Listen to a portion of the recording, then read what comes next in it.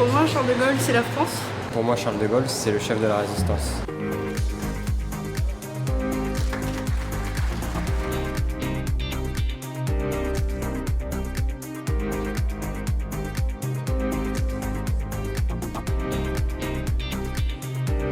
Aujourd'hui, nous célébrons un souvenir lumineux au cœur des ténèbres.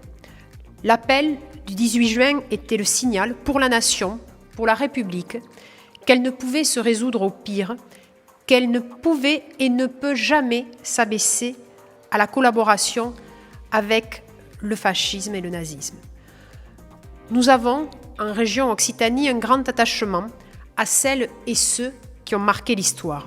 De Gaulle et Jaurès, rapprochés ici, ce n'est pas anodin.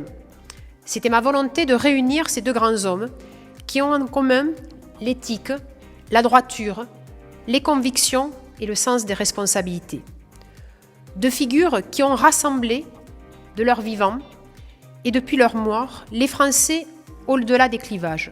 De Gaulle, ensuite, est bien sûr lié à notre région.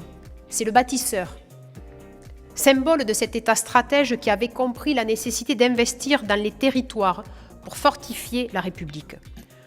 Ce volontarisme politique, cette volonté que la France ait toujours son destin entre les mains, a servi de fondation à ce qu'est Toulouse aujourd'hui, une capitale européenne de l'industrie aéronautique. De Gaulle a façonné l'économie de l'Occitanie. Dans les airs donc, mais aussi sur les mers.